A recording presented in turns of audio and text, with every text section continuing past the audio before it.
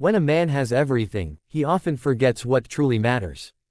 That was the story of Richard Hale, a billionaire who could buy islands, influence governments, and build empires overnight. But all the money in the world couldn't buy him the one thing he wanted most, his daughter's voice. Emily was born perfect in every way, except she never spoke. Not a single word. From her first breath, silence surrounded her like a fragile glass dome.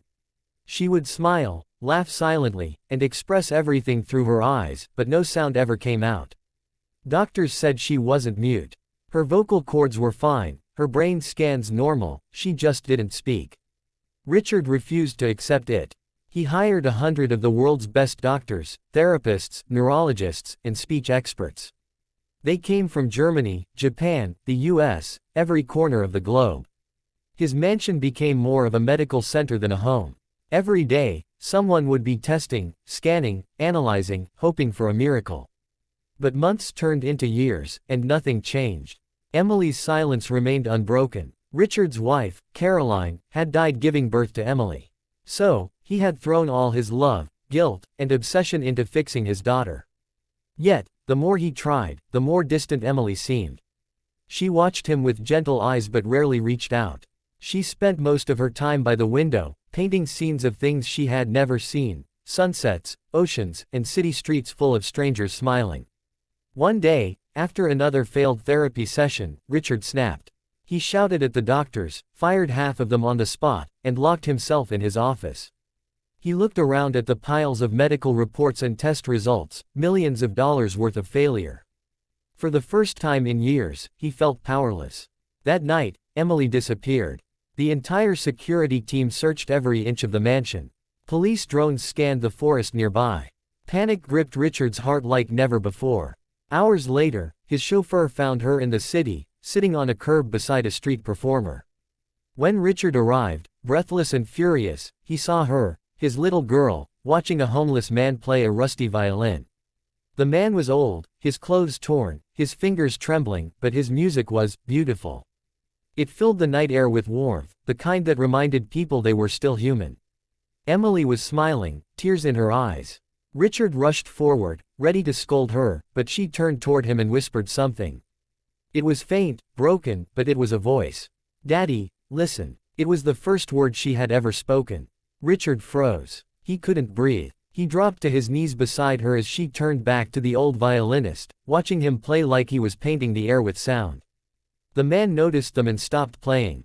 "Oh, sorry, I didn't mean to scare the little one," he said softly. But Richard shook his head, unable to speak. Tears ran down his face as Emily reached for the violinist's hand. She smiled and said, a bit louder this time, "Thank you." That night changed everything. The old man's name was Samuel. Once a music teacher, he had lost his family and home after his wife's long illness drained his savings. He now played on the streets, surviving on the kindness of strangers. But to Emily, he wasn't a beggar, he was magic. She began visiting him every week with her bodyguard, sitting beside him as he played. She didn't need doctors or machines. She needed music, warmth, humanity, things that had been missing from her life. Richard eventually invited Samuel to live with them. He tried to pay him a fortune, but Samuel refused. "You can't buy music," he said. "You can only share it." Months passed, and Emily's words came slowly, like the first rays of dawn after a long winter. Samuel taught her to sing, softly at first, then stronger. Her laughter filled the halls that once echoed with silence. One evening, Richard found Samuel sitting at the grand piano, playing a gentle tune while Emily hummed beside him. She looked up and said, "Daddy, this song makes me happy." And Richard finally understood. He had spent millions trying to fix his daughter's silence, but what she needed was not fixing.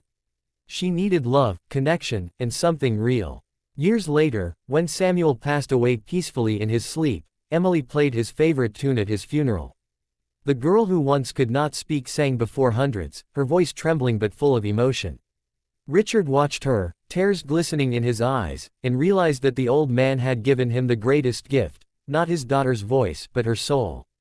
From that day forward, Richard funded music schools for children with speech disorders and those from broken homes. He named the foundation, Samuel's Song.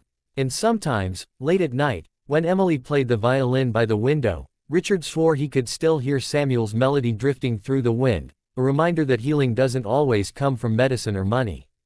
Sometimes, it comes from the simple, selfless act of one person sharing their gift with another.